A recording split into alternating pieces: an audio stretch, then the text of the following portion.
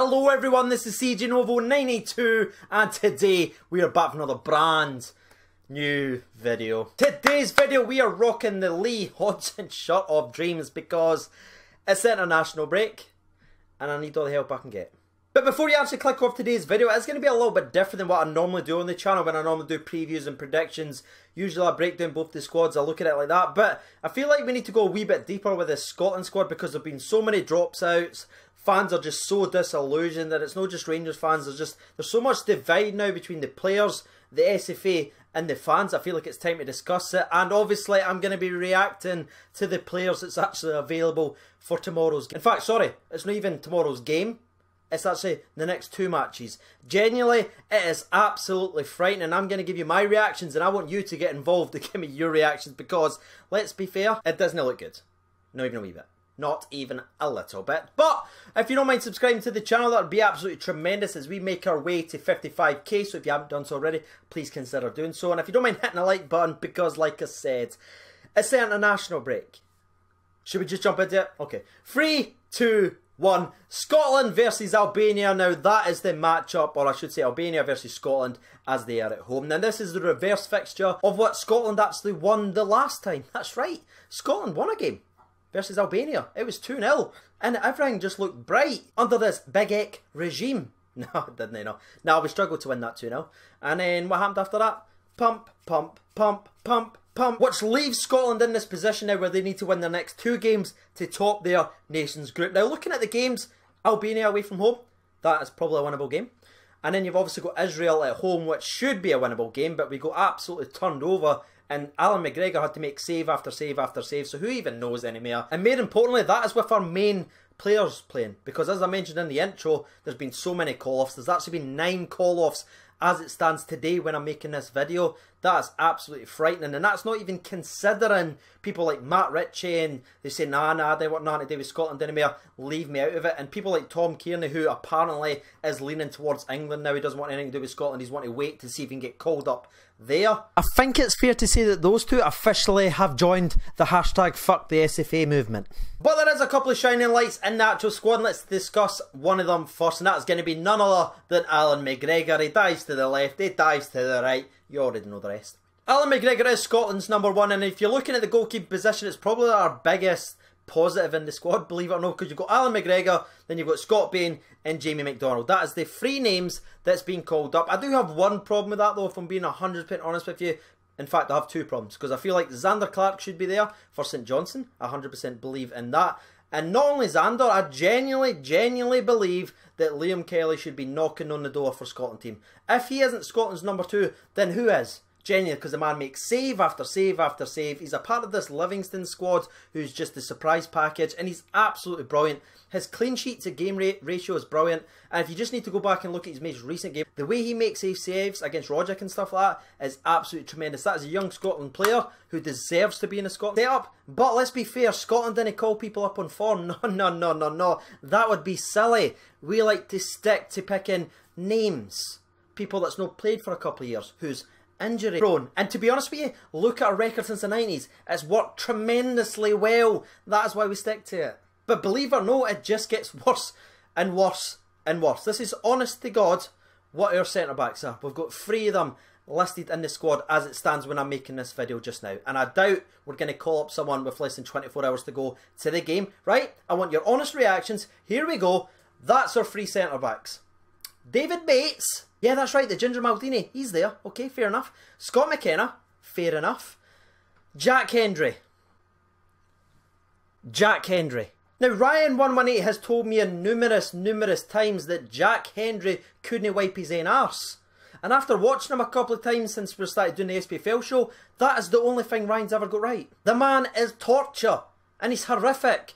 But yet he's our 3rd listed centre-back in a must-win 2-game spree. When Cooper is sitting at Leeds and Lindsay, who's sitting there doing absolutely nothing. What's going on? Like, genuinely, what is your reaction when you look at those 3 centre-backs?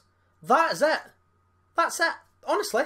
Because the other people that's listed, the full defence, throw the full defence up. You've got David Bates, Jack Hendry, Scott McKenna, Callum Paterson, who's been playing striker most recently for Cardiff and midfield.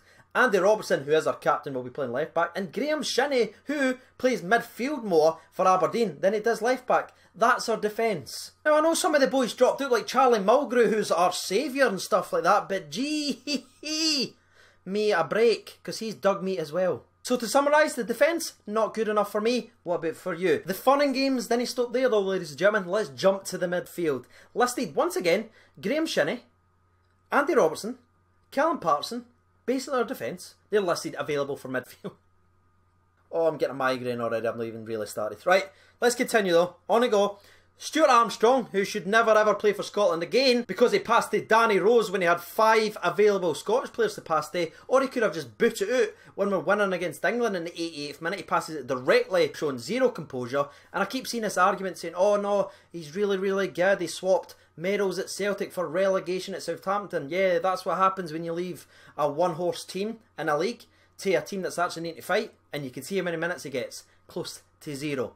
Moving on to the next player, Ryan Christie. I've got no problem with that. He's actually been tremendously well for Celtic just now, finally stepping up. I know he showed some glimpses at Aberdeen, but fair enough, the guy's good, seems to be doing well. James Forrest, right, I know he scored 4 goals in 1 half, but he's not got an neck, and his run freaks me out, so it's a no for me. Ryan Fraser, who most recently played at right wing back for Scotland, yes. That's after his man of the match performances for Bournemouth and his informs and being one of the top players in the Premier League this season. Yeah, we'll probably play him right wing back. Great. Next one called up to the Scotland squad is going to be Scott McTominay. That's right, the golden boy, the next man to carry us along, the next Darren Fletcher, the future captain. His most recent appearance was at centre-back for Man United, and he got hauled off at half-time because they were 2-0 down. Once again, no playing. How's he getting called up? Next player listed is going to be Matty Phillips. That's right. To be fair, the man has got all the tools, but he's playing in an empty tool shed. You know what I'm saying? Gary Mackay-Steven, a.k.a. Gary Mackay-Friesen. He's there. The next person I'm going to actually mention is going to be Johnny Russell, and I feel like it's important to mention like Matty Phillips and stuff like that because they're actually using these players to make it look like we've got some depth, right? They've already used 3 defenders in their midfield to try and pack that out a little bit, right? Now they're starting to use strikers and that to make it look like we've got some kind of midfield depth. Not as if everyone's like, nah, I didn't want to play for the SFA, I didn't want to play for Big Eck, I'm out. Peace. And the rest of the midfield, honestly, I've got no problems with because I think Callum McGregor's playing well for Celtic just now, filled Scott Brown's boots well enough. As I've said for a lot, numerous years, Scott Brown was heavily overrated. It's easy to dominate midfield when you're dominating the entire league. You knew it was coming, boys. Come on. You saw it. Look, it was coming. I need to get the dig in. Sorry. Can we move on? And the last midfield player that has been recently called up to the squad is none other than the failed wonder kid, which is a horrendous tag that's been on this laddie for a long time. It's going to be none other than John Fleck. Now you might hear that name and you've not heard of him in a while and say, what's John Fleck called up? John Fleck's been brilliant for numerous years. We've discussed that in video upon video on the Scotland squad, asking where he is. And you just need to look at Twitter to see how fiercely the Sheffield fans defend this guy, because he's been brilliant and fully deserved, actually. It's going to be interesting to see if he plays any part. Now, unfortunately for Johnny, he was like the 10th choice to actually get called up, which is a bit of a shame. But if you look at it, Big Eck was not the SFA's first choice. He was like the 3rd or 4th choice. That is the way of it, ladies and gentlemen. Scotland don't get who we want. No one wants to work with us. Why? Because we're absolutely backwards and garbage. And that is all coming from the top, the SFA, because we have got talented players in our squad just now, but none of them want to play anymore. They'd rather protect themselves and say, nah, I'm not want to come, or nah, didn't include me in selections for now on, or I want to try and rather get in the England squad than come play for us. That is where we're at. 9 or 10 people dropping out with injuries. Most of them are actually precautions of injuries. They're not even injured. It's just a precaution.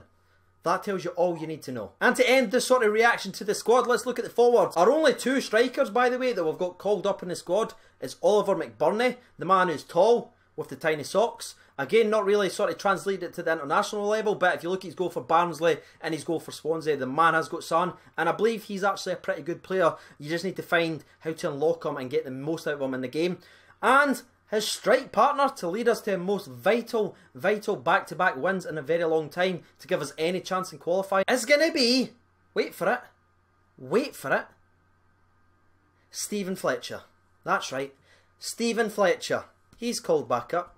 That's our number 9. Stevie Fletcher. I can't be arsed. I genuinely just can't be arsed. And honestly, I didn't care what else to say, so I want to ask you, the people, what is your reaction to what's going on with the Scottish national team just now? Get involved in the comment section below. That would be absolutely tremendous. I want your thoughts. That is what the channel is for. Now, to be honest with you, I fired up a poll out on Twitter to ask the people on Twitter, do you think Scotland will beat Albania in a must-win game? I'm about to read them out really quickly, but all I want to say from my side of things, I don't believe the Scotland team will win this game.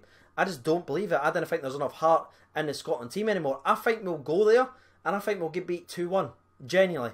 Also, before I end today's video, Albania needs to win this game, so they're coming into this game a must-win with their returning talisman as well by the name of Grezda, who obviously plays for Rangers. He's just hit a bit of form for the Glasgow Rangers, so if you're going to be watching this game, you've got Shagger on one side, you've got Grezda on the other. It's going to be some battle, and I genuinely believe that will be the key battle in the entire game because he is their man. They're going to be relying on him to make something happen. So, let's see what the Scotland fans have to say on the internet. 409 votes, thank you so much for that. 12% votes for a draw, 30% votes for Scotland, but 58% of the people on Twitter votes for an Albania win. So there you have it. Not only have you had the players devoid of any support, you're now chasing the supporters away. There's zero belief there.